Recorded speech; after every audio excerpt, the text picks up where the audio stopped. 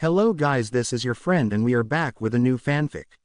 Which is what if Luffy became Lightning God? Rumble Rumble Fruito Part 1.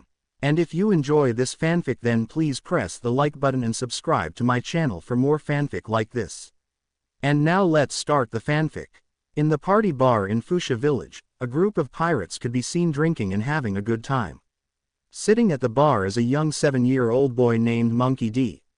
Luffy, and next to him is a red-haired man with a straw hat eating a plate of food. Hey, you have to take me with you on your next adventure, Shanks. I want to be a pirate just like you, Luffy said with a huge smile on his face while looking at the red-haired man now named Shanks. Shanks looked up from his food and turned towards Luffy and started laughing. Ha ha ha ha, right as if you could ever be a pirate, Shanks said. Why couldn't I? Luffy asked. A large man eating a piece of meat answered his question. Listen Luffy, you may be a good swimmer and all, but that doesn't mean you will make a good pirate, said Lucky Roo while eating his meat. But I'm a great fighter too, my punches are like 2 pistols, he said as he held out his fist for them to see. It was an amusing sight to see for everyone else in the bar. Are they now? Said Shanks with a mouth full of food. What's that supposed to mean? Luffy yelled. Lucky Roo laughed and spoke. He means you are too much of a kid, he said. And he is right, you know, I got boys older than you, said Yasop.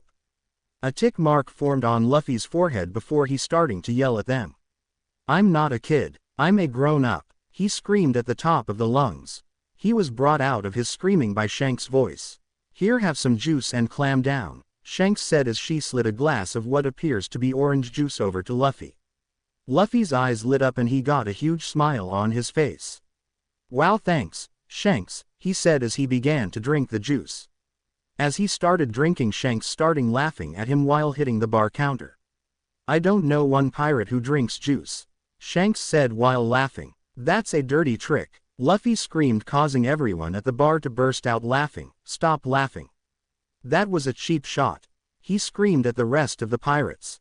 While all of this is going on, the owner of the bar, Makino, is watching the interaction between Luffy and the pirates with a warm smile on her face. Suddenly the doors of the bar were kicked off of its hinges and came flying into the bar. Excuse us, said the tall man standing in front of the door. At this point, the entire bar was silent while looking at the door. The man who was leading the group of other men into the bar was a tall, dark-skinned man with black hair, a black goatee, and an X-shaped scar above his right eye. He wore a long red coat over a white shirt, black trousers, and a golden necklace. So these are what passes for pirates around these parts. Looks rather sad, to be honest, he said as he walked up to the bar counter and stood next to Shanks. Welcome gentlemen, what can I do for you? Asked Makino. We're mountain bandits, but we didn't come here to tear your place apart. All we want is some sake. Let's say 10 barrels should do, he said to Makino. I'm sorry, but actually we are fresh out of sake right now, Makino said. After the mountain bandit had said he didn't come to terrorize the bar, Luffy tuned out and turned his attention elsewhere because in his opinion a mountain bandit ordering sake was boring. So, he turned to his right at the chest sitting on the counter of the bar. He knew it belonged Shanks because he saw when they brought it in with them. His mind immediately began to race with ideas after ideas about what may be inside of the chest. So, he decided to satisfy his curiosity and look inside. It was somewhat disappointing because inside of the chest wasn't any treasure like Luffy had hoped it would be. Instead it was a strange-looking fruit. It was a light blue fruit shaped like a really big pear with darker blue swirls on it. At that very same time, Luffy's stomach growled, so he decided to eat the fruit. Luffy being Luffy, instead of taking a small bit of the fruit to see what it tastes like, he places the entire thing in his mouth and bit down. He instantly regretted it. That was the most disgusting thing Luffy had ever eaten. However, he did not spit it out, instead he swallowed. At the same time, he was startled when something large fell beside him. He looked over to see Shanks laying on the ground while the mountain bandit was screaming some nonsense about being worth 8 million belly. Luffy immediately jumped up on the bar stool that he was sitting on and screamed at the bandits. Leave Shanks alone, he screamed at the bandit while unconsciously releasing a wave of unknown power. When Luffy did this, the strangest thing happened. one by one the mountain bandits started passing out along with a few weaker members of Shanks' crew. Shanks and the rest of the crew that were awake had their eyes widen while the leader of the mountain bandits was shaking in his boots. What did you do, brat? He yelled, asked Luffy. Luffy for his part looked shocked and confused about what had just happened. There is no doubt about it. That was the Conqueror's spirit. Shanks' first mate Ben Beckman thought to himself before making eye contact with his captain, who nodded to him.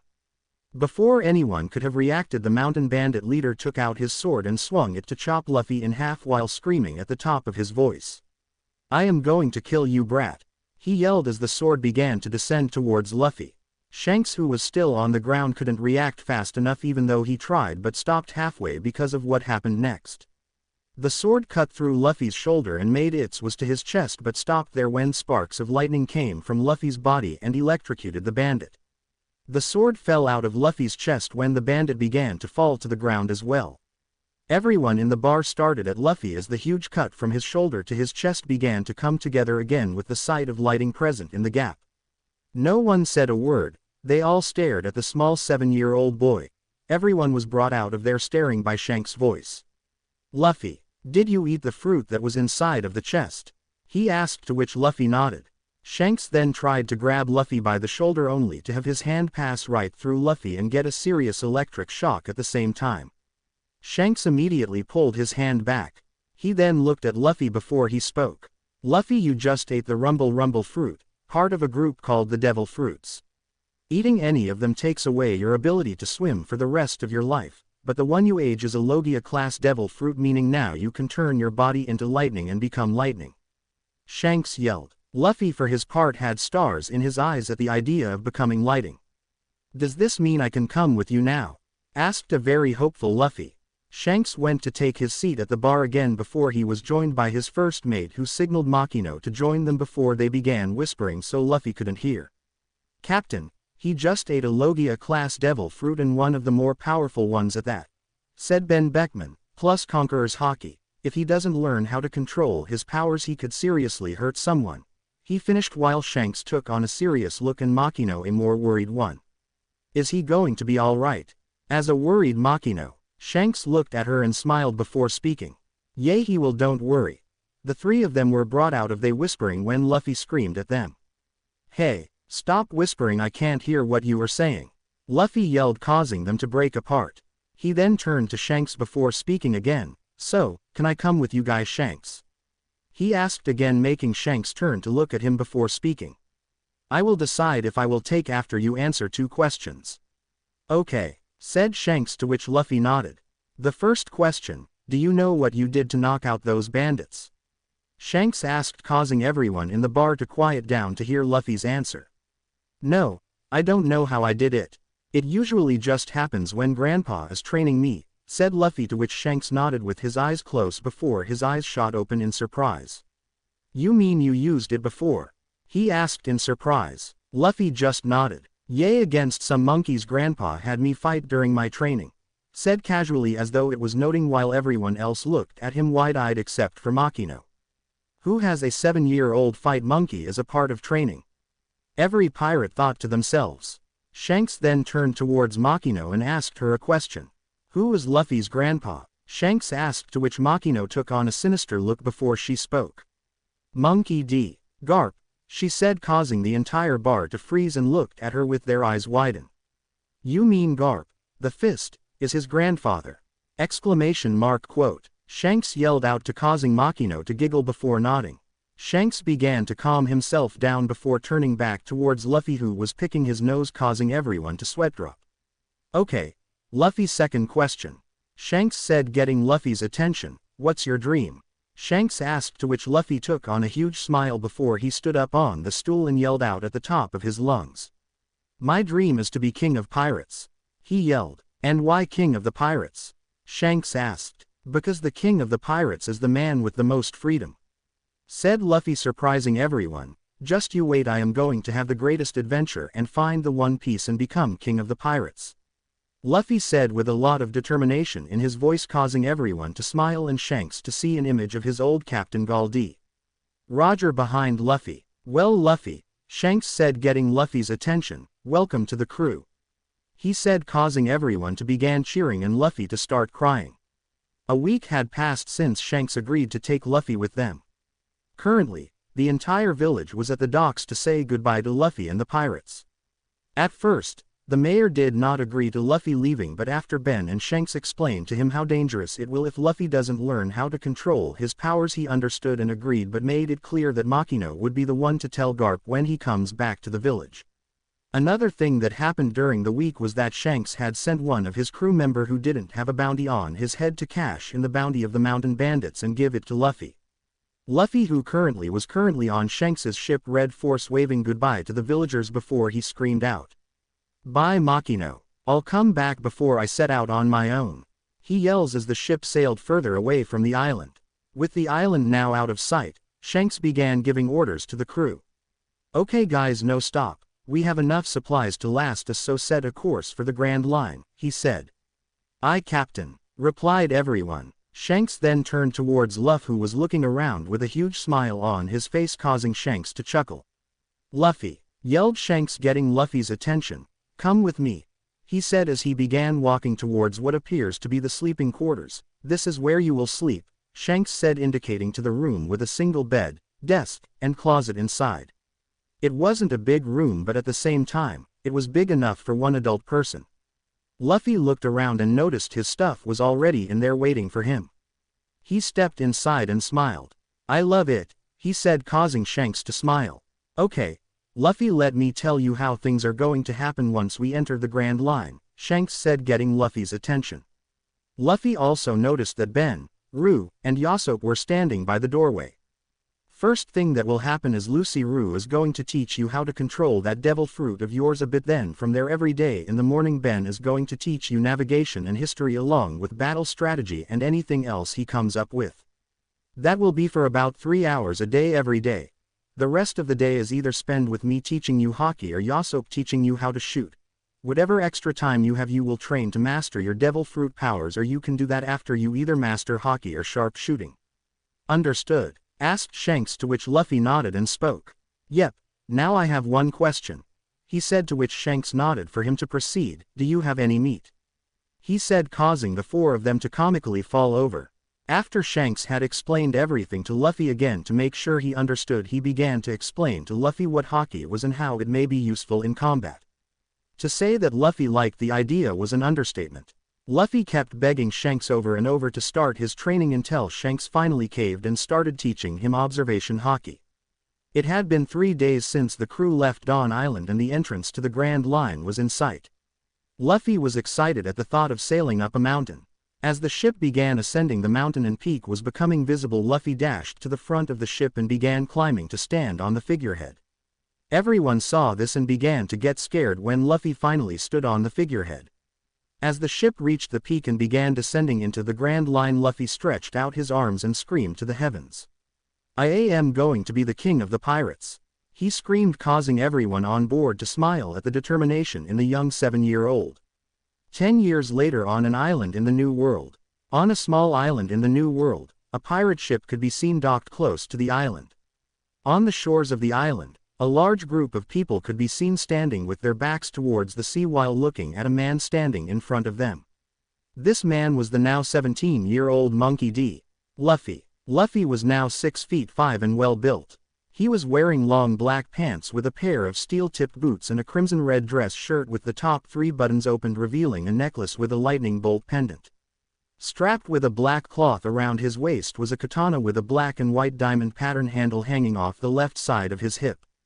And to top everything off was the thing he treasures more than his own life resting on his head, the straw hat that Shanks gave to him. Everyone from the red-haired pirates was gathered on the shore today to see Luffy off to start his own adventure. "I want to thank you guys for all you have done for me over the past 10 years, and I am truly grateful for all you have taught me," said Luffy while looking at everyone. "Ah, don't sweat it, Luffy," said Lucky Roo, who was walking over to Luffy carrying 2 large barrels on his shoulder while somehow able to hold a piece of meat in his hands as well. "Here, got you something for the trip," he said as he placed the barrels down. "There should be enough meat and booze in there to last you the trip to the East Blue," he finished. Luffy smiled at him and thanked him for the food. As Lucky Roo was walking back to stand with the rest of the crew, Yasop began walking towards Luffy. "Hey Lou, I got a bit of a going-away present here for you," Yasop said as he pulled out a medium box from his coat and handed it to Luffy. Luffy took it and looked at the nice wrapping around the box before he spoke. "Yasop, you really didn't have to do this. You guys have done way more for me than anyone ever had," Luffy said. "Nonsense kid, we're a family and you can never do too much for your family," Yasop said while patting Luffy on the back. Luffy smiled and opened the box to see a black and red flintlock pistol. "It is Doflamingo's gun, only black and red instead of black and gold." Luffy held the gun in his hand and looked in the box to see the holster. He strapped the holster around the waist so the gun would be on his right side. Luffy then took on a puzzled look on his face. He had a gun in a holster, but no ammo. He looked over to Yasop and spoke. "I don't see any ammo in the box and there is none loaded into the gun. Am I going to have to buy some?" Luffy asked, genuinely confused. He looked around to see everyone else confused just as he was. He then looked at Yasop to see him with a wide smile on his face. "No, you don't have to buy ammo for this gun. Never will," he said, adding to the confusion of Luffy and everyone else there. "This is a special gun made especially for you. I always wanted one, but even if I bought one for myself I won't be able to use it. You see, this gun is powered by your devil fruit, and in your case, it will not fire regular bullets but instead, it will fire your lightning as bullets," Yasop said, surprising everyone there and causing Luffy's eyes to widen. "I never knew they made weapons like this," Luffy said as he looked at the gun in his hand. He was brought out of his admiring by Yasop's voice. "Before you can use it you need it to register your devil fruit. So, channel some of your lightning into the gun," he said. Luffy held out the gun and began channeling his lightning powers into the gun, and soon the entire gun was covered with lighting. He then looked to Yasop, who nodded to him to stop with. He did, only to see the excess lightning get absorbed into the gun. "There, that should do it. Try shooting this," he said as he pulled out an empty sake bottle and tossed it into the air. Luffy held the gun in his right hand, aimed it at the bottle, and pulled the trigger. Out of the gun came a bolt of lightning that moved faster than anyone other than Luffy could see, racing towards the empty bottle in the air. Upon impact, the bolt of lightning didn't just shatter the bottle and continue on its path as everyone expected. It hit the bottle and exploded. Everyone was stunned at what they just witnessed. Luffy, wanting to test something out, he aimed the gun at a nearby tree, compressed his lightning, and then he pulled the trigger. Like before, a bolt of lightning raced out of the gun towards the tree. However, this time it pierced through the tree before doing the same to 5 more trees behind it before it finally exploded, destroying the last tree in the process. "What did you do differently there, Luffy, to make it pierce through all those trees?" asked Shanks. Luffy placed the pistol in the holster and turned towards Shanks before speaking. "I simply compressed the lightning a bit more this time, but I didn't expect it to do that much damage," he said before turning towards Yasop and continue. "Thanks Yasop, I love it," Luffy said with a huge grin on his face. Yasop smiled at him and patted him on the back before leaving to go stand with the rest of the crew. While he was walking back, Shanks started walking towards Luffy with a parcel in his hands. He didn't say anything, he just handed it to Luffy and stood there. Luffy looked at it with a smile on his face before he opened the wrapping to see a coat folded inside. He took the coat out to examine it to see that it was a black and gold captain's coat. Think Gold Roger's coat, only black instead of red. Luffy then took the coat and placed it on. He wore it the way he saw every other captain of a pirate crew wearing theirs, just resting on his shoulders. Luffy looked at Shanks and spoke. "Thanks, Shanks, I love it. It fits perfect," he said with a smile. Shanks smiled at him and replied, "It's nothing, Anchor. If you are going to be captain of your own crew, might as well look the part," Shanks said with a chuckle. "Again, thank you guys for everything. Without you guys, I don't know where I would be, or if I would have learned the things I learned with you guys over the past 10 years. Luffy said as he looked at everyone, a bit teary eyes. He then wiped his eyes and took on a more serious look on his face as he looked to the sky and began concentrating. In the sky above, everyone could see a thundercloud starting to form. It then started to increase in size, getting bigger and bigger until everyone realized something. It wasn't getting bigger, it was getting closer to them. Everyone was wondering what in the world was Luffy doing. The cloud finally came down and hovered just about a half of a foot above the ground. It was a dark thundercloud about the size of a small 6-person boat. Luffy then walked over to the 2 barrels he got from Lucky Roo, picked them up and placed them on the cloud. They sank down a few inches before staying in place. Everyone's eyes were wide. "That's your ride," they all screamed. Luff looked at them and gave them a wide grin. "You betcha," he said, with giving them a thumbs up. He then placed the rest of his stuff on the cloud. He then began concentrating on the cloud once more, and from the cloud, a lounge chair began to form. Luffy then climbs onto the cloud and sat on the chair before turning towards the group to speak. "I should re-enter the Grand Line by the end of the month. When I see you guys again I'll be a famous pirate," said Luffy, smiling. Everyone gave him a warm smile. "I'll be looking out for you, Anchor," said Shanks. "We all will," said Ben. Luffy then waved at them and began speaking. "Bye guys. Thanks for everything again," he said. As he said that, the cloud he was riding on began ascending into the air before it shot forward and began climbing to higher altitude. Everyone just stared at the flying Luffy and waved. "I'm going to miss that kid," said Yasop. Everyone just nodded their heads in agreement. Luffy, who was laying in his lounge chair made out of clouds, was just relaxing and enjoying the scenery of the world below him. He was traveling at about 65 miles per hour and was about 20,000 feet in the air. At first, it was a bit hard to breathe, but after a couple of minutes, Luffy got used to the thin oxygen that was present that high up. On his journey, Luffy could see various small sky islands with people on them. Some waved at him, he waved back, while others were wary of him, so they ran into their homes and hid.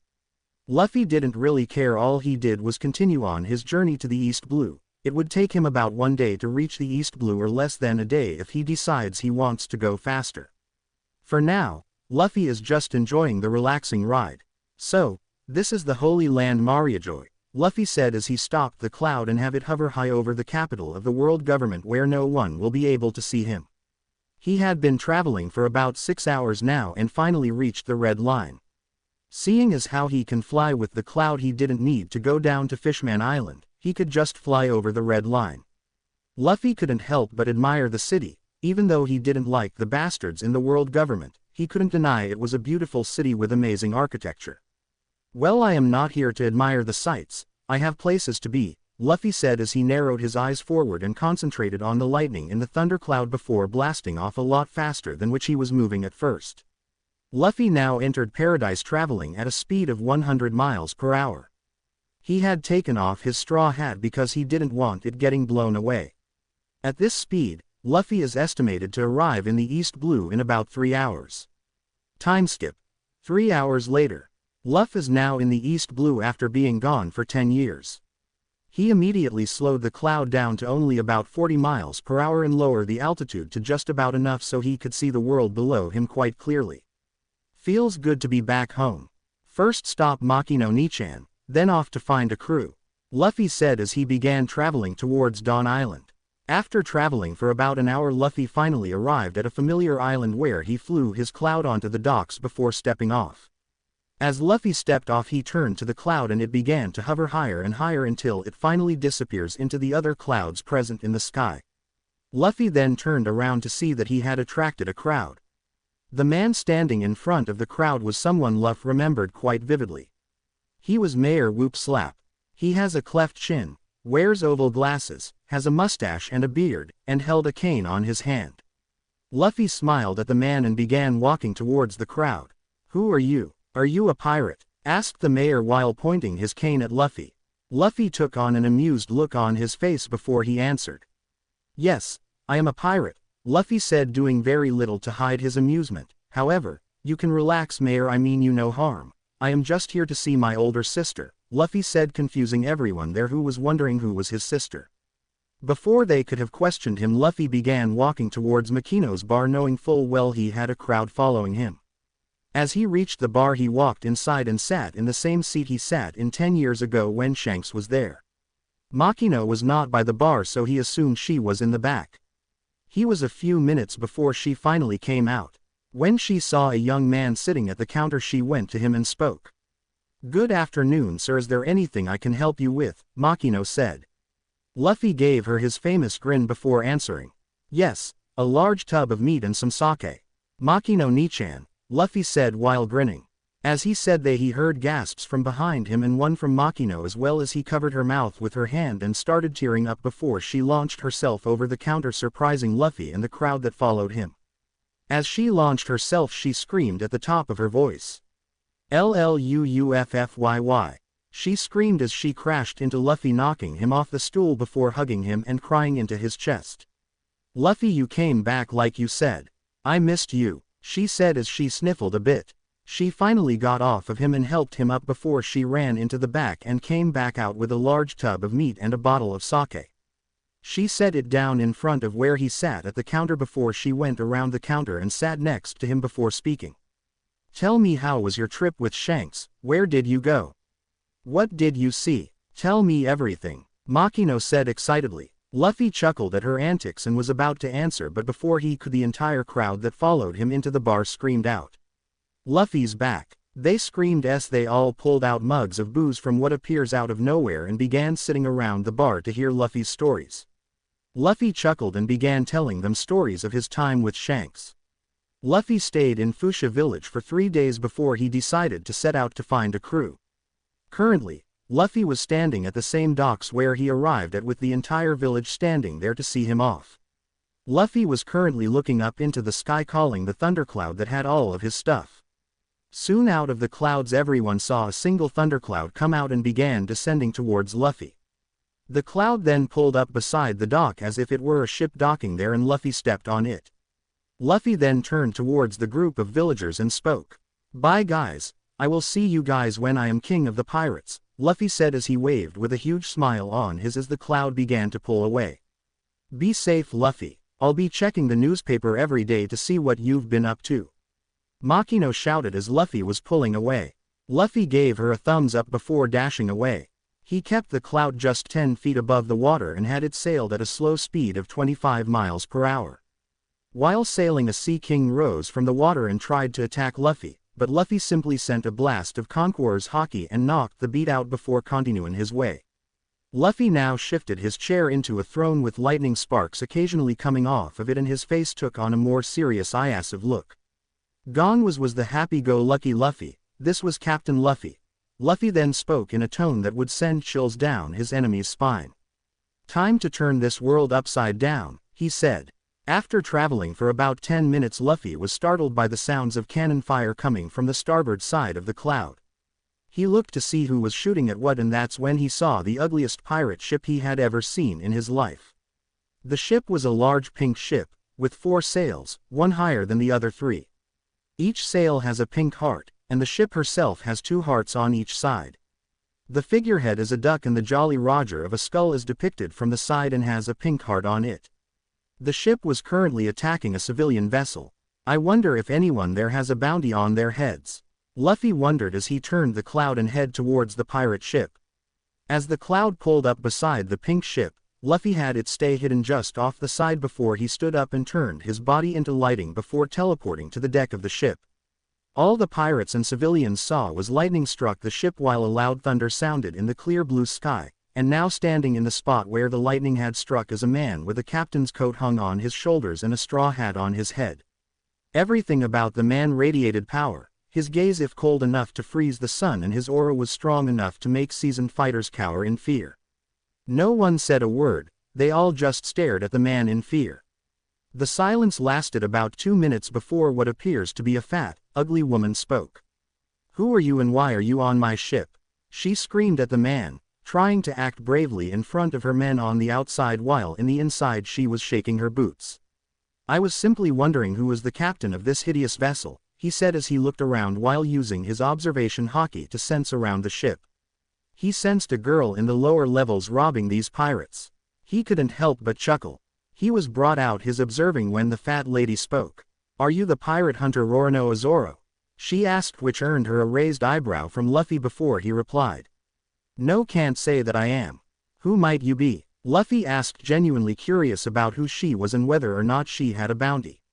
I am the most beautiful woman of all the seas, she said as she placed her iron club on her shoulders before continuing. The one and only, Iron Club, Alvida. She said. When she said that Luffy couldn't help but burst out laughing. You, The most beautiful woman of all the seas. Luffy said as he started rolling on the floor laughing. Sorry hag, but you ain't nowhere close to being the most beautiful woman of all the seas.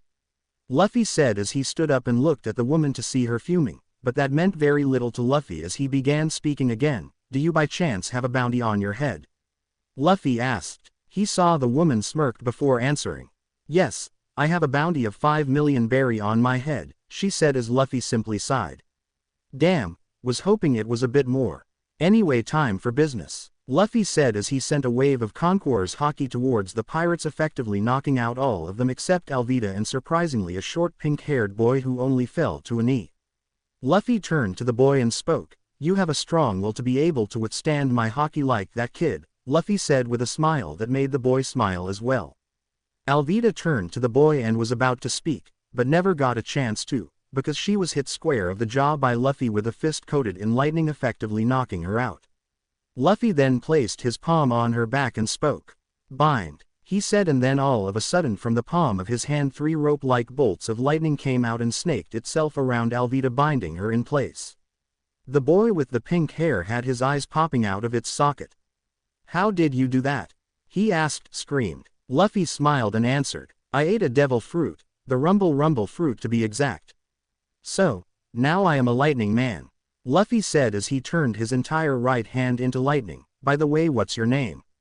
Luffy asked. Oh, I'm Kobe, sir, Kobe said as Luffy turned his hand back to normal. Nice to meet you, Kobe, my name is Monkey D. Luffy, and I am going to be king of the pirates. Flying just above the water as Luffy and Kobe sitting in Luffy's thunder cloud. Luffy was sitting on his throne while Kobe was sitting on a small chair Luffy made for him. Following behind Luffy's cloud is a captured Alvida who was on a separate thunder cloud that Luffy summoned to transport her. They are currently headed to Shell's town to cash in the bounty on Alvida's head and also take Kobe there to join the Marines. Even though Kobe wanted to be a Marine, Luffy could honestly say he liked the kid. He had a good sense of justice, and even though he was a bit of a coward, with the right type of training he would become a fine Marine, and Luffy knew just a person to turn him into one. Luffy couldn't stop himself from chuckling at the thought of that man training Kobe. Luffy was brought out of his thought by Kobe's voice. Wow, I still can't believe I am sitting on a cloud, Kobe said happily as he ran his hand on the surface of the cloud. Luffy chuckled at his antics before he spoke. Yay, well, this is a thunder cloud. It is a lot more firm compared to regular clouds found on one of the Sky Islands, Luffy said, making Kobe whipped his head around and looked at Luffy with eyes the size of dinner plates. Why, you mean there are islands in the sky? Kobe asked with a voice of pure shock. Yes, is even a sea of clouds up there that your boats can sail on, Luffy said, surprising Kobe even more.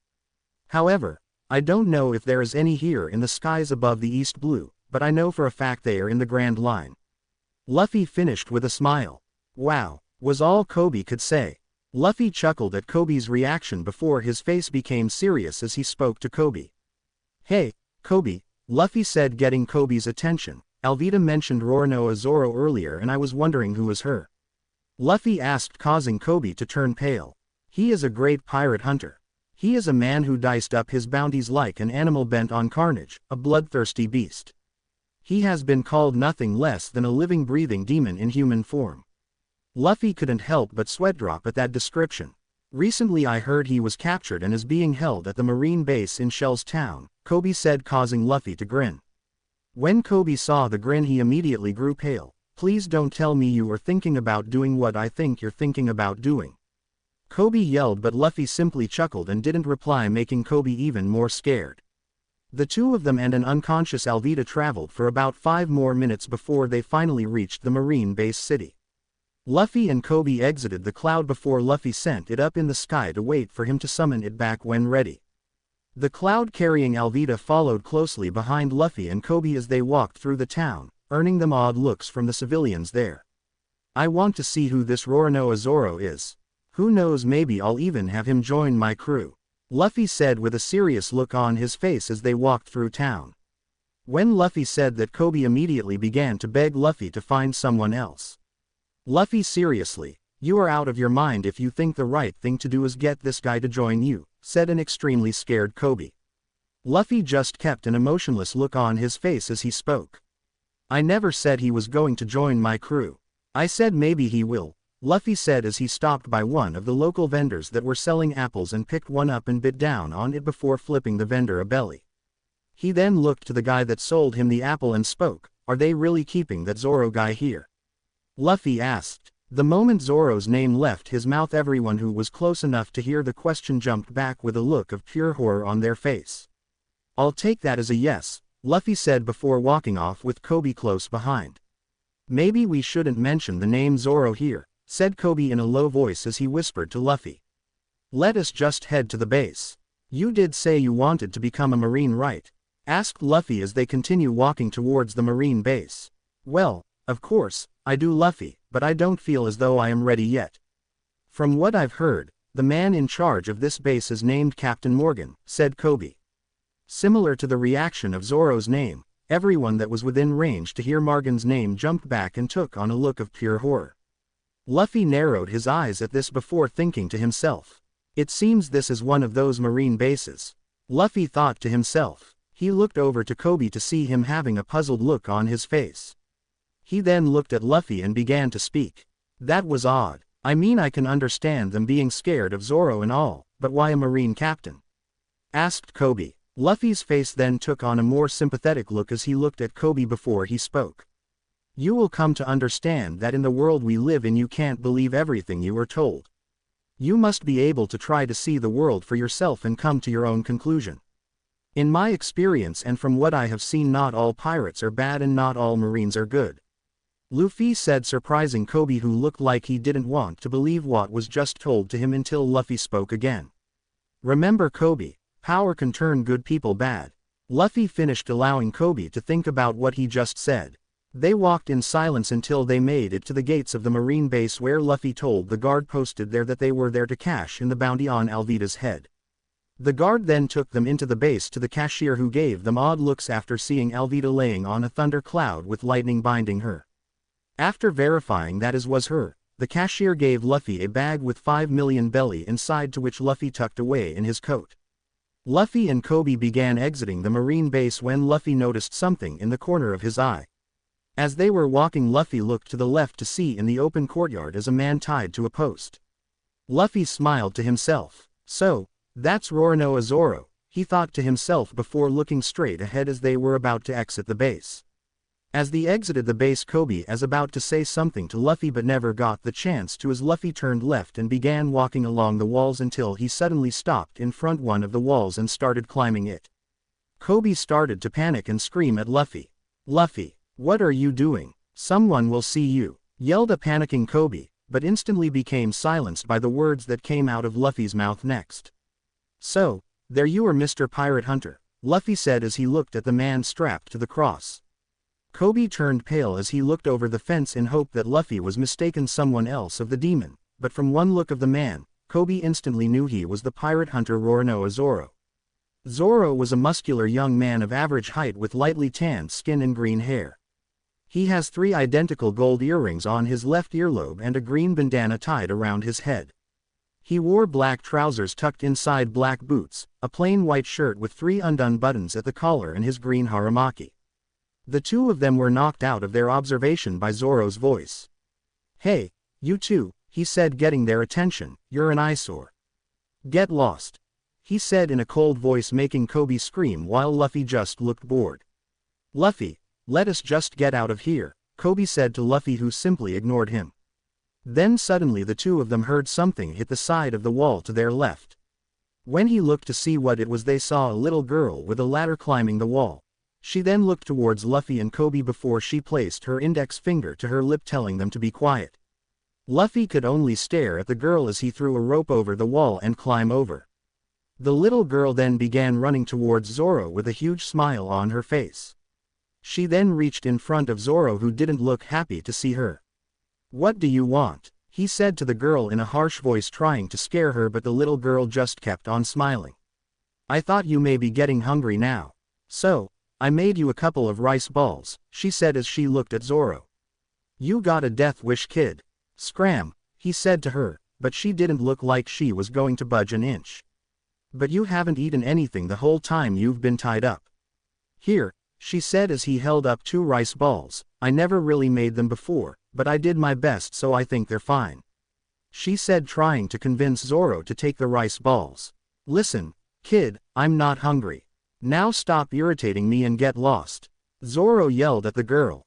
The little girl's smile vanished for the first time and was replaced with a frown before she spoke. But, she began before Zoro interrupted her. Do not make me kick your little girl. Zoro yelled, causing Luffy to narrow his eyes at him. Suddenly the gates of the marine base began to open and 3 figures could be seen entering.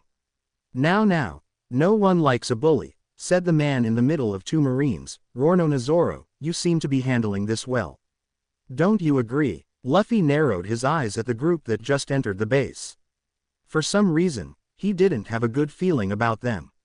Looky here, some tasty rice balls, said the man in the middle as he snatched one of the little girl's rice balls.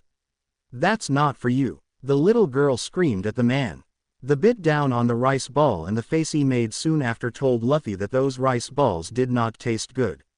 He was right as the man immediately spat it out.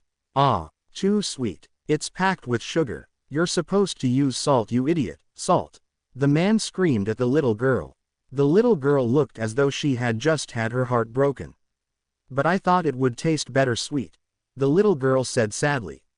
The man then snatched the other rice ball from the girl and threw it on the floor before stomping on it, causing the little girl to cry. It seems you haven't read the notice posted today. Anyone found aiding a criminal in any way will be executed. Signed, Marine Captain Morgan, the man said, causing the little girl to flinch when he mentioned Morgan's name. The man chuckled at her reaction before speaking again. It seems even you know my dad's name. This got Luffy's attention. So, he is Captain Morgan's son, Luffy said to himself, but loud enough for Kobe to hear. Does that mean he isn't a Marine? Kobe asked. I don't know. However, I highly doubt it, seeing as he isn't in Marine uniform, Luffy said as he looked at Kobe. When he turned back to the courtyard, he saw one of the Marines that were there with Morgan's son pick the little girl up and tossed her over the fence, causing Luffy's eyes to widen. He quickly turned his body into lightning and teleported to catch the little girl. He caught her midair and landed with her in his arms safely.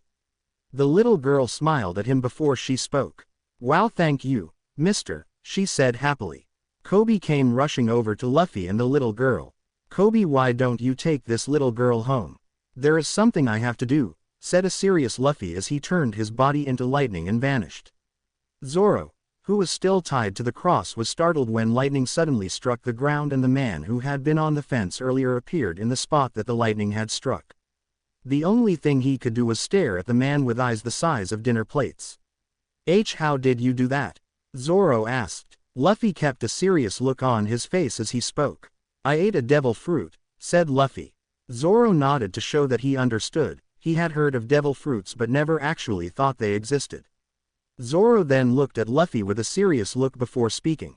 So, what do you want? He asked. Luffy didn't say anything for about a minute. He just stared at Zoro through narrowed eyes before speaking. Are you really as strong as people say? Luffy asked. Mind your own business, Zoro yelled, causing Luffy to sigh. 10 days, huh? I'll be back, said Luffy before he turned to leave but was stopped by Zoro's voice. Wait, hold on, he said, getting Luffy's attention. Could you pick that up for me?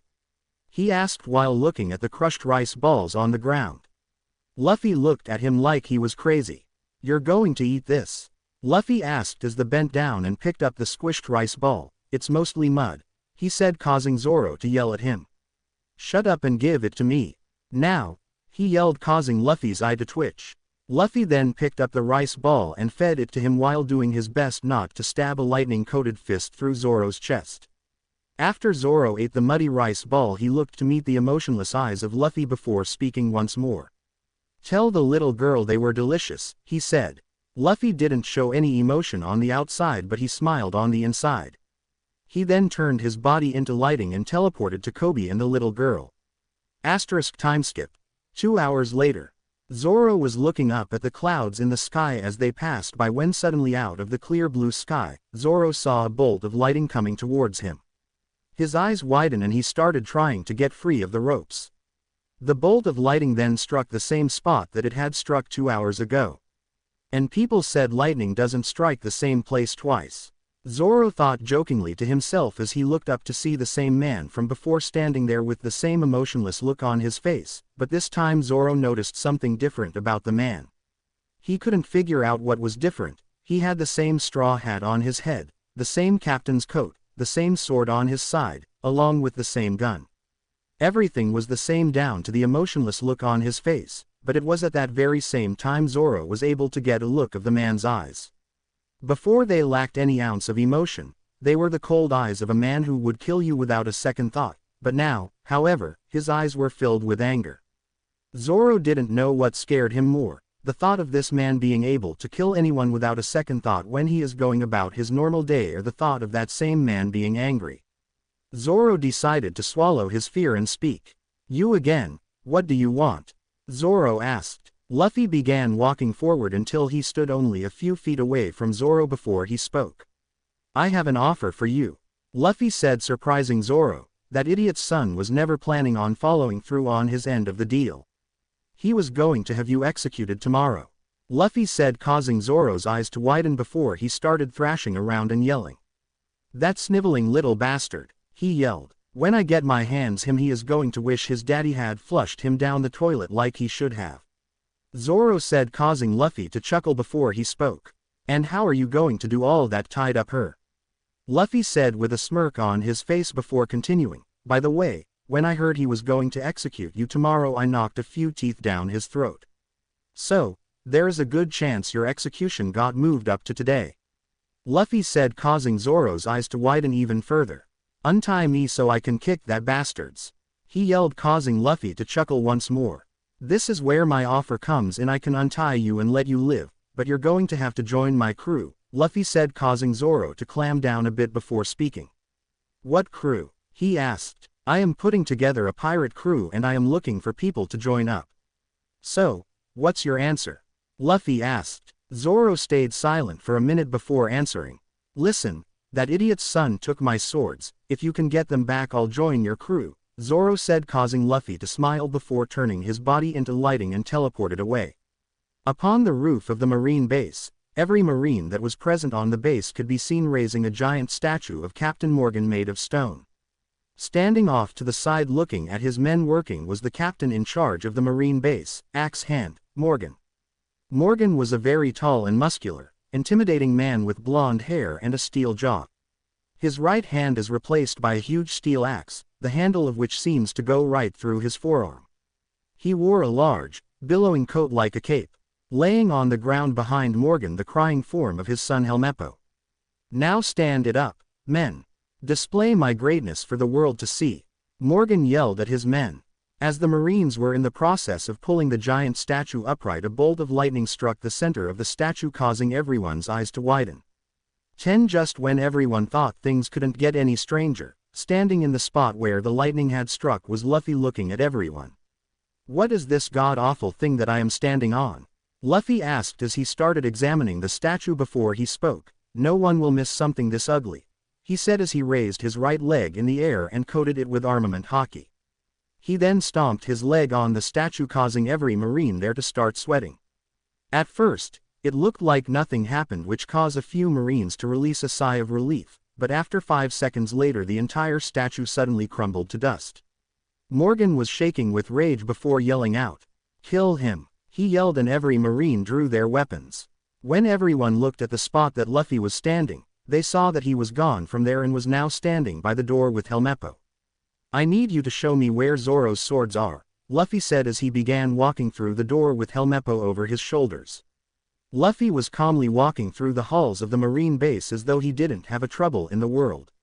"Where are Zoro's swords?" Luffy asked Helmeppo. "They are in my room.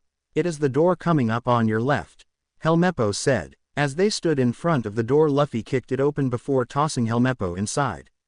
Luffy then sent a wave of Conqueror's hockey towards him, making him pass out. Luffy looked around the room and noticed it was extremely girly. The walls were pink, the furniture was pink with flowers on them, everything about this room said it belonged to a girl. Luffy, though Helmeppo lied to him and took him to the wrong room, however, when Luffy saw the 3 swords braced against the wall he knew he was in the right place. Luffy grabbed the swords and looked out the window to see something that made his eyes widen. Standing in the courtyard where Zoro was tied up was a very scared Kobe surrounded by Marines along with Morgan himself. The Marines were beginning to take aim to fire on Zoro and Kobe. Luffy opened the window and immediately turned his body into lightning before teleporting to the courtyard. Kobe and Zoro stared as the Marines took aim and were prepared to fire their guns when all of a sudden Luffy appeared in front of them with his usual lightning strike, putting Kobe and Zoro at ease for a bit while startling the Marines. "Fire at the kid with the straw hat!" Morgan yelled at his men. Luffy immediately covered his body in armament haki and waited for the guns to fire. He didn't have to wait long because, seconds after Morgan gave the order, every Marine with a gun pulled the trigger. What happened next made everyone's eyes widen. The bullets that were fired at Luffy hit him but did no damage. They simply fell to the ground squished as though they hit a metal wall. "That won't work on me," Luffy said as he stared at them with the cold eyes of a killer. "Just who are you?" Zoro asked with eyes the size of dinner plates. Luffy turned him and used one of Zoro's swords to cut him free before speaking. "The name is Monkey D. Luffy," Luffy said as he handed the swords to Zoro, "and I'm going to be king of the pirates." Before Zoro could say anything to Luffy, Morgan gave his men new orders. "If bullets won't work, then use your swords." As he said that, all the Marines drew their swords and charged Luffy, Zoro, and Kobe.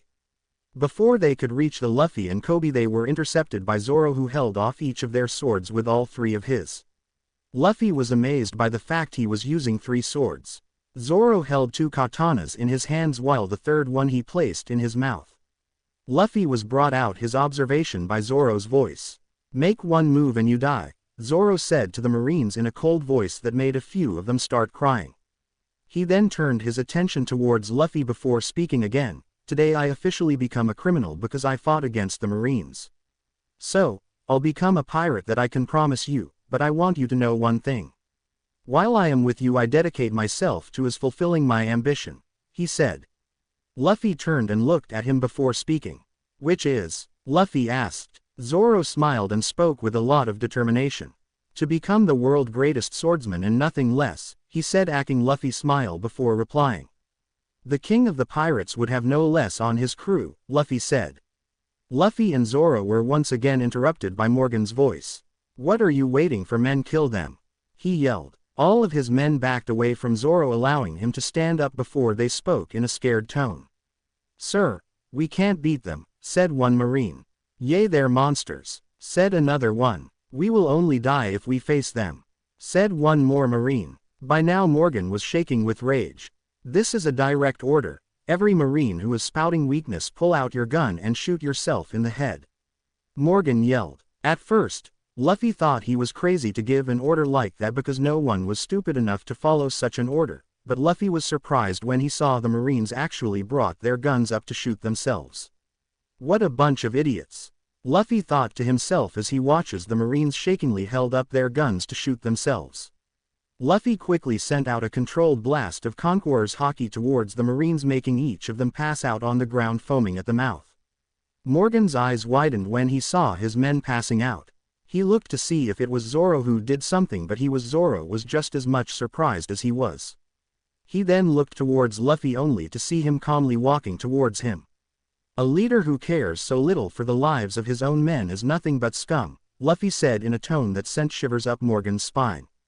Morgan quickly caught himself and swallowed his fear before speaking. "They were weaklings. All that matters in this world is power and titles. A weakling like you could never understand that," Morgan yelled before charging towards Luffy, but stopped dead in his tracks when Luffy spoke. "That downwards chop from your right hand won't do anything," Luffy said, making Morgan's eyes grew wide as dinner plates. While Morgan was frozen in fear, Luffy never stopped once while walking towards him. Luffy then covered his palm in lighting before disappearing from everyone's sight. Luffy then appeared to Morgan's right, and with his lighting-coated palm he sliced off Morgan's right hand from his elbow. Morgan yelled out in pain and tried to jump back to put some distance between him and Luffy, but he didn't get to go far because Luffy was already behind him with his arm pulled back ready to strike. "Chidori!" he yelled as he stabbed his hand through Morgan's chest. Zoro and Kobe stared wide-eyed as they watched Luffy pull her hand from Morgan's chest, letting his lifeless body lay there in a pool of his own blood. Luffy then pulled out a handkerchief from his coat and began wiping the blood off his hands. He then looked at the dead body of Morgan before speaking in a cold, emotionless voice. "Scum like you don't deserve to live," he said before he began walking back towards Zoro and Kobe. As he was walking back towards them, the marine soldiers who were unconscious on the ground began to regain consciousness. When they woke up and saw the body of their dead captain on the ground instead of them trying to extract revenge on Luffy like he had expected, they began cheering and thanking Luffy for freeing them from Morgan's reign. "It seems they were all scared of Morgan before we showed up," said Kobe, getting Luffy's attention. Just as Luffy was about to reply, he heard something hit the ground next to him. When he looked over to see what it was, his first mate passed out on the ground. "Well, we better get him some food," said Luffy as he picked Zoro up and slung him over his shoulder before heading to the bar that the little girl from earlier, who he learned was named Rika, mother owned. Timeskip. 15 minutes. "Oh, I am stuffed," said Zoro as he sat at the table with an empty plate in front of him. "Having not eaten in 3 weeks, I was ready to munch down on my boots strap," he said, earning giggles from Rika and her mother. Luffy sat across from him with a bottle of whiskey and a glass half filled with whiskey. Luffy couldn't help but smile at his first mate antics. Zoro then turned towards Luffy and spoke. "So, how many others have you gathered for this crew beside me?" Zoro asked. Luffy took a sip of his whiskey before reply. "Just you," he replied before taking another sip of his whiskey. Zoro looked at Luffy like he was crazy. "So, you and I are what amounts to a pirate crew?" Zoro asked. "I can take on an entire fleet of Navy battleships by myself, and when I am done with you, you will be able to do the same," Luffy said in a serious voice. If anyone else had said something like that, Zoro would have thought they were crazy, but after meeting Luffy, Zoro doesn't think anything can surprise him anymore. Just as Zoro was about to say something, a group of Marines entered the bar and looked Luffy, who didn't look all that bothered by their presence. "Hey, you there, we heard you fellas are actually pirates. Is this rumor true?" A Marine who Luffy guessed was the highest-ranking officer on the base after Morgan said. "Yea, we are," Luffy replied before taking a sip of his whiskey. "We appreciate everything you did to save our town from that horrible tyrant who terrorized us all for so long. However, now that we know you are pirates, as Marines we cannot sit idly by and watch you go about your business. Therefore, you and your crew will need to leave this town immediately, and out of respect for what you have done, we will not report you to headquarters," said the Marine, causing the people who were outside to begin to protest. Luffy then raised his hand, getting all of them to be quiet before he spoke. "That's okay everyone, we were planning on leaving anyway. However, before we go, there is something I need to do," Luffy said before he reached into his coat, making all of the Marines there nervous. He then pulled out a transponder snail and placed it on the table before dialing a number. The snail began to ring for about 10 seconds before someone picked out. "Hello," said a man on the other end of the transponder snail. Luffy smiled before replying. "Is this Vice Admiral Garp?" Luffy said, making every Marine and civilian's eyes to widen the size of dinner plates. "This is him." "Who is this?" Garp asked. Luffy grinned before replying. "Your grandson," Luffy said, making everyone's jaw dropped. Luffy chuckled at their reaction. "Luffy," Garp yelled through the transponder snail, "you brat, how dare you leave the island and join that red-haired bastard, huh?" Garp said, making Luffy roll his eyes before replying. "I miss you too, Grandpa," Luffy said with a smile, making Garp chuckle. "Anyway, I called because I knew you always wanted me to join the Marines, but that's not going to happen," Luffy said, making Garp growl on the other end of the line. "However, I found my replacement for you," Luffy said while looking at Kobe, making his eyes widen. "Oh, and just who is this replacement?" Garp asked. "A kid named Kobe. He is a bit weak and a bit of a coward, but I think you'll like him," Luffy said. Garp didn't say anything for about 30 seconds before he sighed and replied. "I'll take him, and just you watch, when I'm done with him he'll kick your up and down the Grand Line," Garp said, making Luffy chuckled. "He is in Shell's Town in the East Blue. By the way, Shell's Town is going to need a new Marine captain." "I had to kick Morgan's," Luffy said. "I don't even want to know why," Garp said. Luffy smiled before speaking again. "Well, I got to go, Gramps. I'm sure you and I are going to cross paths soon, so, until then. Luffy said, making Garp chuckle. Take care of yourself, brat, Garp said before hanging up. Luffy placed the snail back in his coat before standing up and walking over to Kobe. He reached in his coat and pulled out the bag of money he got from Alvida's bounty and handed it to Kobe before he spoke. Here, take this, you deserve it after all she put you through, Luffy said, making Kobe's eyes filled with tears.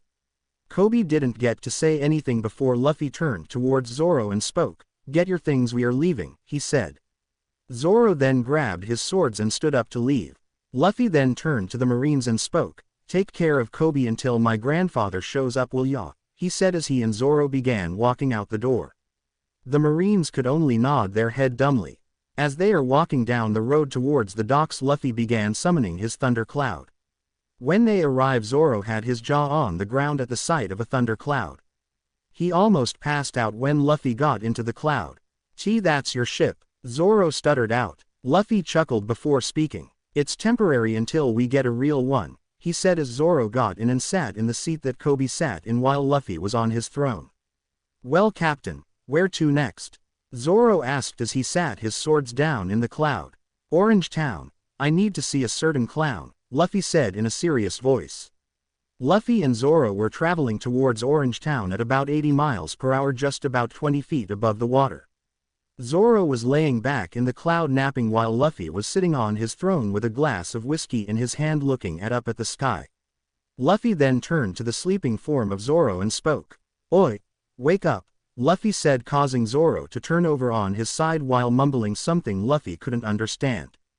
Luffy then took on an evil smirk on his face before pointing his right index finger at Zoro. At the tip of Luffy's index finger, electric blue sparks could be seen building up before a small bolt of lightning shot out of Luffy's finger and slammed into Zoro's behind, causing him to yelp in pain. Zoro immediately sprang to his feet with all three swords drawn ready for an attack. Luffy had an amused look on his face as he looked at Zoro. He gave a small chuckle before speaking to his first mate. Relax, Zoro, it was me, Luffy said, making Zoro resheathed his swords before yelling at Luffy. Why the hell did you do that? Zoro yelled. I tried waking you up the normal way but you wouldn't wake up, so I had to get creative, Luffy said as he took a sip of his whiskey. He then tossed a cup towards Zoro before speaking again. The barrel on your right has food and the one on your left has booze, Luffy said while pointing at the two barrels that Lucky Roo gave to him. Zoro thanked him before taking some meat from the barrel to eat along with a cup of booze to drink. While Zoro was eating, Luffy thought it would be a good idea to let him know the plan going to Orange Town. We are going to arrive in Orange 2 in about 30 minutes. The pirate who we are going there to see is Buggy, the clown. He has a 15 million belly on his head, Luffy said, making Zoro take on a serious look on his face before speaking. And why exactly are we going to meet him? Zoro asked with a raised eyebrow. Luffy took a sip of his whiskey before replying. I've heard a lot about him from my mentor. If he is as good a pirate as I expect him to be, I'll ask him to join the crew.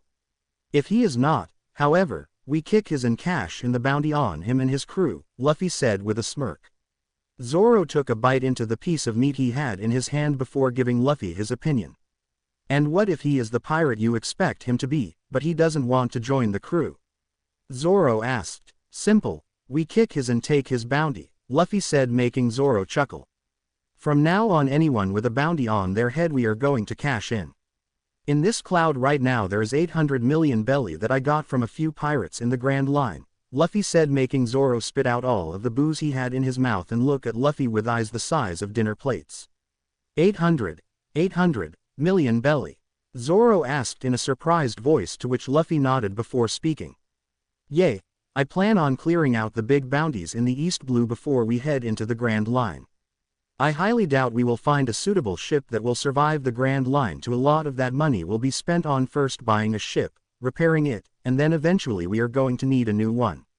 However, if we are lucky to find one that could survive the Grand Line, then all we will need to worry about is the repairs, Luffy said, earning a nod from Zoro saying he understood.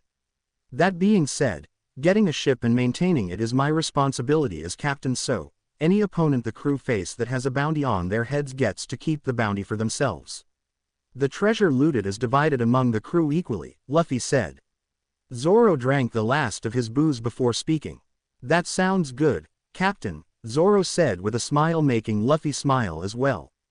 The two of them traveled for about 10 more minutes before they reached the shores of the Orange Town, or what used to be Orange Town.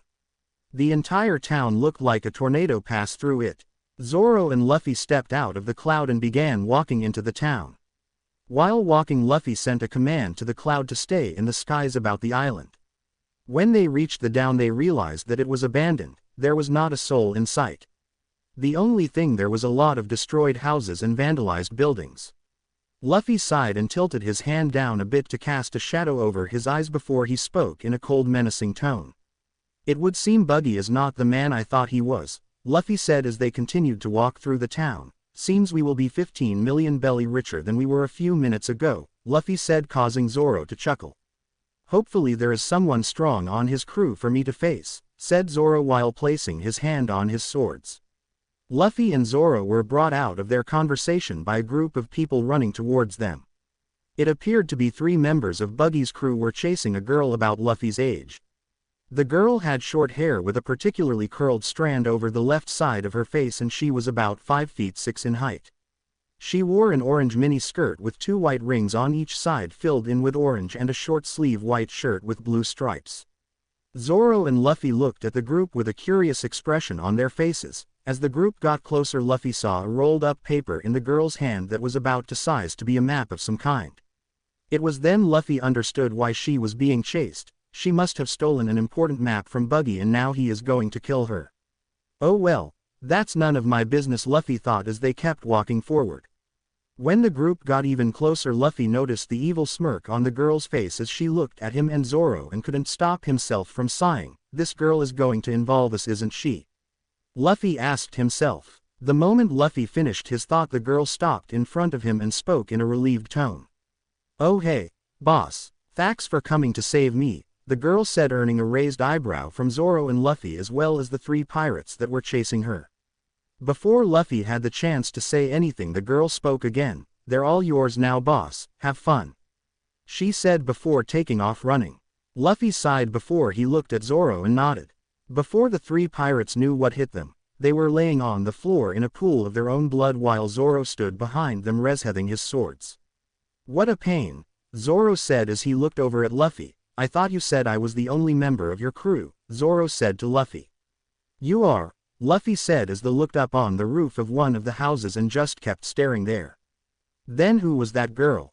Zoro asked as he walked and stood next to Luffy and looked at the roof of the house to see what he was looking at. No idea, Luffy said. As he said that, the girl from before popped her head over the roof to peep and see if Luffy and Zoro were dead yet. To her surprise, they were still alive, and the 3 pirates that were previously chasing her were laying on the ground an inch away from death. She then looked over at Luffy and shivered when her eyes met the cold eyes of the boy in the straw hat. She then took another look at the 3 pirates before speaking. You guys are really strong, she said as she jumped down from the roof and landed on the balcony of the house. Even though you were outnumbered and they had sabers, you were able to beat them, the girl said. Luffy kept the emotionless look on his face before he spoke. It's the girl who set us up a few minutes ago, Luffy said. Who are you? Luffy asked, causing the girl to put on a wide smile before replying. I'm a talented thief who steals strictly from pirates, the name's Nami, she said happily. Luffy was about to speak, but before he could, the girl spoke again in an excited tone. Hey, do you guys want to team up with me? She asked, sounding very excited by the prospect. Luffy turned around preparing to walk away before he spoke. Thanks for the offer, but I have no use for a thief, especially one who puts the lives to 2 innocent civilians in danger just to save her own skin, Luffy said before walking away with Zoro. Nami clenched her fist and looked down at the ground, feeling a bit ashamed when Luffy said that. She then looked up to see Luffy and Zoro walking away. These were 2 really strong guys who could really help her in achieving her goal, and she was not about to let an opportunity like this go to waste just because they saw a part of her that really wasn't her. She jumped off the balcony and yelled at them while running to catch up with them. Wait, hold on, I'm not like that, she yelled while running towards them. At least think about my offer for a bit before you reject it, she said as she finally caught up to them. Luffy and Zoro stopped walking and turned towards her before Luffy spoke. Listen Nami, I'm sure you are a nice girl and all, but like I said before, I don't have any use for a thief. Unless you have some other skill that may be useful on the open sea, I don't see us working together, Luffy said with a sigh. He knew he couldn't judge her based on that first encounter, that wouldn't have been fair for her. Nami smiled widely, which told Luffy she had a skill that may be useful. I am the most skilled navigator you will ever meet, Nami said proudly with a huge smile on her face.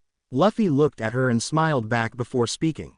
A navigator. Now that is someone I am looking for, said Luffy, making Nami's smile grew wider, but her smile immediately vanished when Luffy spoke again. How about you join my crew? I have been looking for a navigator, Luffy said. The moment he said that, Nami stopped smiling and yelled at Luffy. No, she said, confusing Luffy, I take it you two are pirates? She asked, earning a nod from Luffy and Zoro. Nami clenched her fist and yelled at Luffy and Zoro, there is nothing in this world I despise more than pirates. I only like money and tangerines, she yelled out, causing Luffy to look at her with sad eyes. It was obvious that pirates did something to her or someone close to her.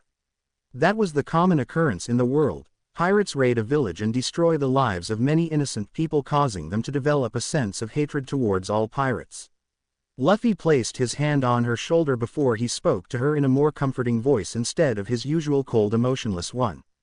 You know, not all pirates are bad like the ones you met, Luffy said, causing her to look up at him with wide eyes.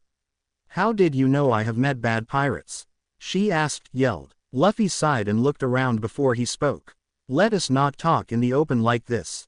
I am sure you don't want Buggy's pirates to find you, Luffy said as he started walking towards one of the abandoned house. Zoro, who had remained silent throughout the whole ordeal, followed his captain into the house, and behind him, a very confused and angry Nami followed as well. The group entered the house that a family had abandoned in hope of getting away from Buggy. There were pictures on the wall of the family of four, along with a well-stocked liquor cabinet to which Luffy decided to examine. While examining the cabinet, Luffy's eyes were as wide as dinner plates. Zoro noticed and decided to check on his captain. You okay there, Captain? Zoro asked. Luffy took a bottle out of the cabinet and showed it to Zoro before he spoke. This is a bottle of Suntory Yamazaki 12-year-old single malt whiskey, Luffy said excitedly, causing Zoro and Nami to roll their eyes at his behavior. Yay, so what? It's just whiskey, Nami said, earning a gasp from Luffy.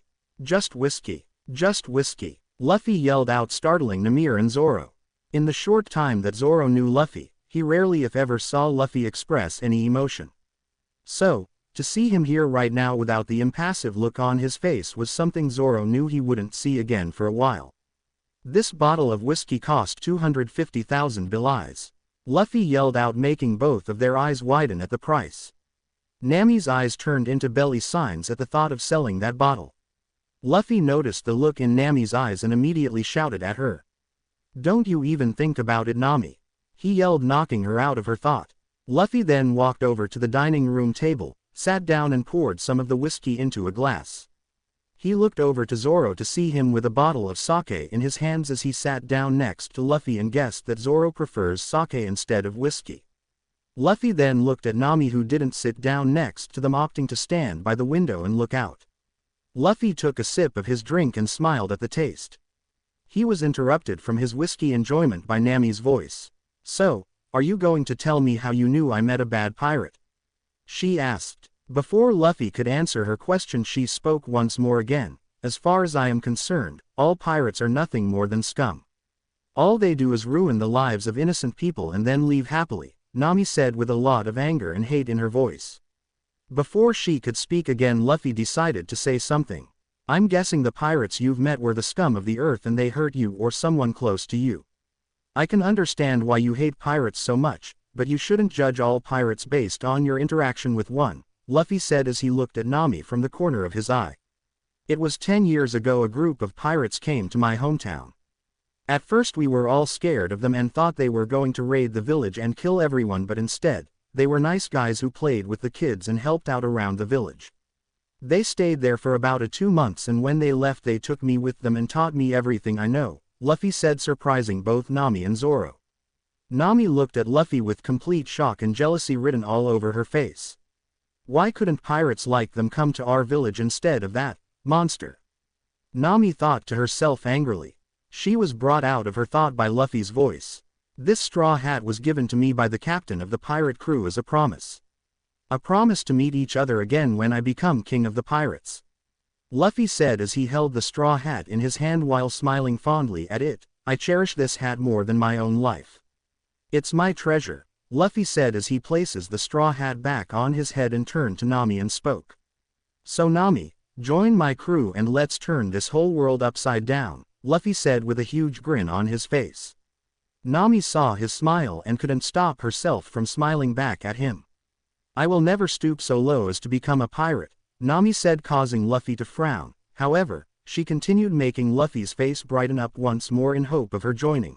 I don't see why we can't team up in order to achieve our common goal, Nami said, making Luffy smile widely at her before he looked to Zoro and raised his glass. Here is to our new navigator, he said as him and Zoro drank what was left in their glasses.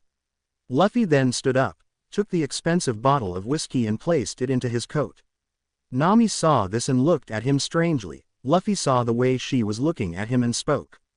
What? I'm a pirate, he said, causing her to shake her head. So, what is the order, Captain? Zoro asked as he stood up with his captain. Luffy dropped the smile on his face and took on his emotionless look once again before he spoke. Let's see Buggy and kick his, he said as he began to walk out of the house. Zoro smiled at the chance of a fight while Nami looked absolutely terrified. Be Buggy? She asked in a scared voice.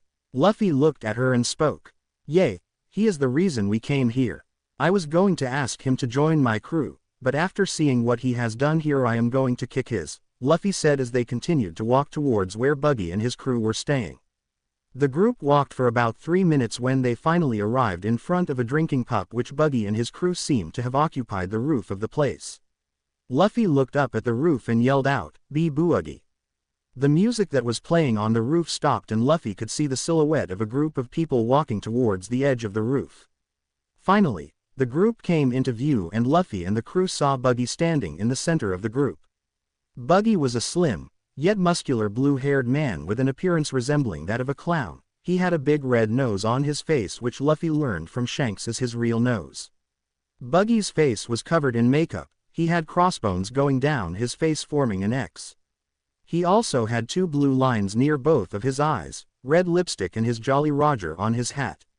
In his pirate captain attire, he dons a striped white and red shirt with short sleeves, white gloves, a sash around his waist like many other pirates, and a pair of loose pants reaching to his calves, just above a pair of striped socks and pointy shoes.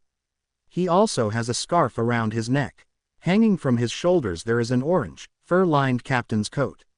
On his head, he has an orange hat with his Jolly Roger on it, over a neckerchief with the same pattern of his shirt.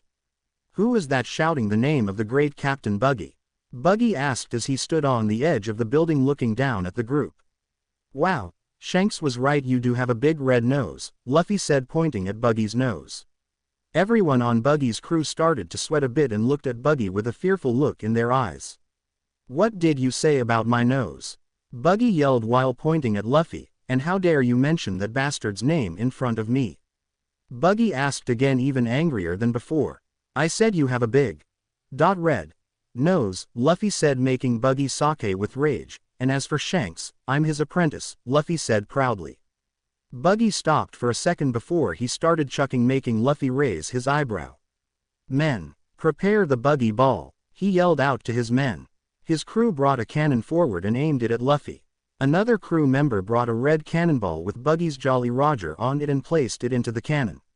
Now fire the Buggy ball, he yelled, causing one of his crew member to light the fuse. Zoro then stepped forward and spoke. I got this, Captain, he said as he unsheathed one of his swords. As the cannon fired, the Buggy ball was racing towards the group but was intercepted by Zoro, who sliced it into 2 halves, causing it to miss Luffy and Nami and hit the 2 buildings behind them. Buggy looked like he was about to throw a fit about his precious Buggy ball being so easily cut, but Luffy spoke before he could. You know, Zoro, I would like to avoid doing any more damages to this town. So, how about you let me handle the Buggy balls from now on? Okay, Luffy said as he stared at the houses destroyed by that one ball.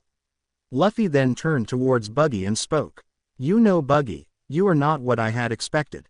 From what Rayleigh and Shanks told me about you, I expected you to be some legendary pirate with a 500 million belly bounty on his head. But instead, here you are in the weakest sea of them all, terrorizing innocent civilians. And to think you were once a crew member on Gall D. Roger's crew, Luffy said in a disappointed tone while surprising everyone there, from the members of Buggy's crew to Zoro and Nami. Buggy took on a fearful look before yelling out at Luffy. Hey, be quiet about that. The Navy will execute me for sure if they find out about that. Buggy said. Before Luffy could say anything, Buggy's crew shouted out in unison. Captain, you were a member of the King of the Pirates ship. They all shouted out in unison, making Buggy almost want to kill them. Luffy raised his eyebrow at their reaction before speaking. Didn't tell your own crew, Luffy said while walking forward. You are a disgrace to call yourself a captain, Buggy, Luffy said as he stood next to Zoro. Buggy was beyond angry. Luffy could have sworn he saw steam come out of his ears. Buggy then turned towards his crew and yelled out an order. Fire another Buggy ball, he yelled out, making a member of his crew load another one of the special cannonballs into the cannon and fire it at Luffy. Zoro was about to act, but Luffy put his hand up, making him stop to see what Luffy was going to do. Zoro then saw Luffy's forearm turn pitch black. Luffy then did something that made everyone present widen their eyes. He caught the cannonball with his bare hand before tossing it into the air for it to explode. Buggy's eyes were almost popping out of its sockets and his jaw was to the floor, but somehow he barely managed to stutter out something loud enough for everyone to hear. Hockey, he said, causing Luffy to smirk before he replied. Did I forget to mention I am from the New World? Asked smugly as he looked at Buggy's entire crew and sent a wave of Conqueror's Hockey, knocking everyone out except for Buggy, a man on a unicycle and a man who was trying to wake the unconscious lion. Buggy stared at his men as they fell one by one, foaming at the mouth. The Conqueror's spirit, Buggy thought to himself before turning towards the man on the unicycle and yelling out orders. Cabbage, kill them, he yelled, and the man now named Cabbage jumped off the roof with his unicycle and charged towards Luffy's group. Luffy turned toward Zoro and nodded. Zoro then ran forward to meet him with all three swords drawn. Luffy stood back and watched as Zoro and Cabbage fought. Luffy immediately picked up that Cabbage wasn't a true swordsman, instead, he is a trickster who uses a sword. As the fight was going on, Luffy saw Buggy's hand was flying towards Zoro and quickly turned his body into lightning, surprising Nami and Buggy, and teleported just about Buggy's detached hand and stomped on it with his foot. He then looked up at Buggy and spoke in a voice that lacked any ounce of emotion. If you want to fight someone, I'll happily fight you, Luffy said. Nami was watching the whole encounter with eyes the size of dinner plates. First, Luffy catches a cannonball with his bare hands, then he makes everyone pass out by just looking at them, then Buggy's hand detached from his body and now Luffy turned his body into lighting. These people aren't human, she thought to herself before yelling out to the group. What are you people? He yelled, making Buggy and Luffy look at her. Luffy was the first to speak. I ate the rumble fruit. So, I'm a lightning man, Luffy said, surprising both Buggy and her. Buggy then cleared his throat and spoke. I ate the chop fruit. I'm a chop man, Buggy said proudly. Nami never thought devil fruits were real, she always thought they were just stories that the pirates told. Luffy, seeing Nami's stressed out look, and decided to have her think about something else. Hey, Nami, Luffy said, getting her attention, why don't you handle the guy trying to wake up his lion? Seeing as how badly he wants that lion to wake up, tell me the lion probably does more of the fighting than him, so it should be easy. Plus he is not paying attention, so sneak up on him or something, Luffy said, knocking her out of her worrying only to have her yell at him. And why should I do that? She said. Luffy smiled at her before speaking. Because, if you do, I will let you keep all the treasure we take from Buggy, Luffy said, making Nami's eyes turn into the belly sign before running off to the guy with the lion. Luffy then looked over at Zoro to see he had already beat his opponent and was now sitting against one of the buildings watching Luffy and Buggy. Help her if she needs it, he said, earning a nod from Zoro. Luffy then turned towards Buggy and unsheathed his sword, allowing Zoro to see it for the first time. It was a pitch-black katana with a thick line of sliver showing the sharpness of the blade. The katana looked like it could cut through gold like a hot knife through butter. Buggy saw the katana and smirked. The fool, Didn't he hear me say I am a chop chop man? Swords don't work on me, he thought as he watched Luffy raise his foot, releasing his hand from under it before he turned his body into lighting and appeared in front of Buggy with his sword in the air. Instead of dodging the attack, Buggy stood there unmoving. Luffy noticed this and changed his swing to only nick Buggy's cheek. When Buggy felt blood running down his face, he immediately felt it, making sure he was cut and not just feeling things. He then looked at Luffy with a fearful look and spoke. How? He asked. Luffy smiled and spoke. Because I am a lightning man, I control lighting. There isn't a metal out there that can withstand my lightning and not melt. Well, there is only two, Luffy said, surprising Buggy and Zoro. Gold, which my sword is obviously not made from, and ... Quote. Luffy then took on a smirk on his face before continuing. See Prism Stone, Luffy said, making Buggy's eyes widen. Luffy then touched the tip of the sword to Buggy's chest, causing him to drop to the ground, feeling as though all the energy in his body just left him. Luffy then channeled his lighting through his sword, causing it to light up with electric blue sparks before he spoke. Bind, he said, causing 3 bolts of lighting to sprout from the tip of his sword and wrap itself around Buggy, holding him in place. He then walked over to Kabaji and did the same thing to him and the man who Nami fought. Luffy then looked over to Buggy, who was struggling to get free of the binds, and spoke. Don't try, he said, getting Buggy's attention. Those lighting are infused with Haki, effectively neutralizing your devil fruit power, Luffy said, making Buggy's eyes widen in shock.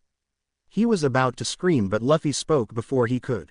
You see, I have an ability that other Logia users don't. I can infuse Haki into my element without having it being connected to me, Luffy said, confusing Buggy. Luffy saw the confusion and decided to elaborate. For example, Navy Admiral Aokiji is an Ice Logia user and he can infuse Haki into his ice, but he has to be touching his ice to do that, and the second he lets go of the ice, the Haki is gone from the ice as well. Me, on the other hand, when I let go of my lighting, my Haki is still there, Luffy said, surprising everyone there. Luffy then turned to his crew and spoke. We are going to cash in their bounty, then head to Gecko Island, Luffy said, earning a raised eyebrow from Zoro. Why are we going there? He asked. Luffy smiled and spoke. To pick up our sniper, he said.